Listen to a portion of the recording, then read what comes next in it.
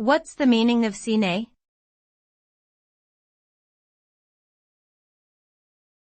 Cine.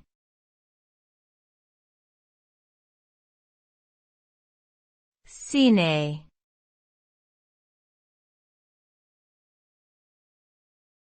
Cine.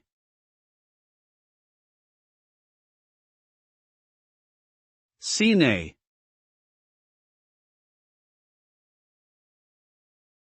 The word cine is a prefix that stems from the Greek word kinein, meaning to move.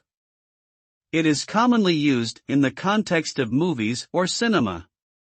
The term is often seen in words such as cinematography, which refers to the art and technique of filming motion pictures, and cinephile, which describes a person who is passionate about movies or cinema. The use of cine as a prefix generally implies movement or action related to the world of film or television.